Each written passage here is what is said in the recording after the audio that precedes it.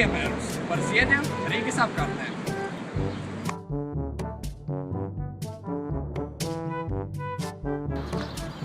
Mēs ņemam piemērus, lai viņus izmeklētu. Mums arī bija mape, balstoties uz kuru mēs gājam pa visu pasteikalu un apkārtni, lai novāktu piemērus.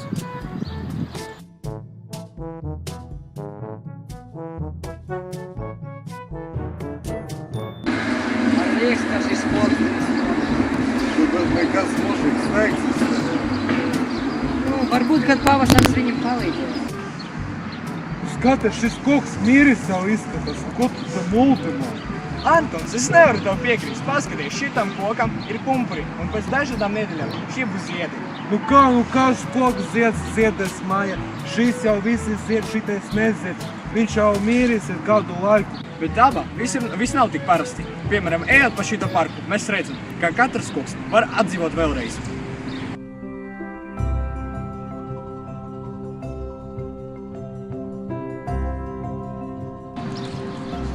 Labdien! Šodien mēs ņemam interviju ar Sintiju. Viņa strādā Rīgas mežos un viņa mums pastāstīs, kādi koki zied šajā apgabalā. Labdien! Labdien! Šajā apgabalā mums zied parastā pļava. No krūmiem zied parastā bet vidējā forsītija. Un šobrīd vēl jāņogu dzīvžogu zied. Un cik ilgu laiku vēl notiek šita ziedēšana? Pakāpeniski mainās. Zied vieni koki, zied otri. Kā kuri? Bet atkarībā no laikapstākļiem, cik silts. Paldies jums par interviju. Par ko ņemiet ar labu.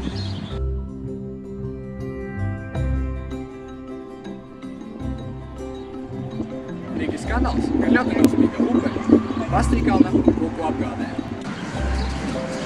Šī upe novēc visas sliktas vielas no šīs ekosistēmas. Tādēļ palīdz visiem kokiem dzīvot. Darīt piekāpā ūdeni kokiem ar te nenošu. Tā ir cilvēka mākslīgi veikta ekosistēma. Tieši tāpēc mēs gribam izpētīt, kā šī upe izmanto šo ekosistēmu un kāpēc tā var patstāvīgi dzīvot.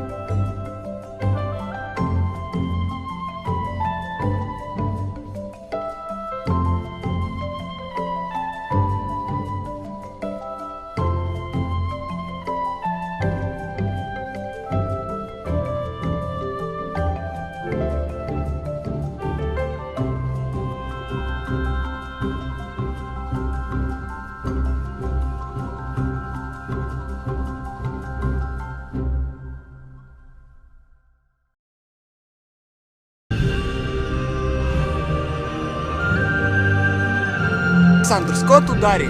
Es gribu to mājot.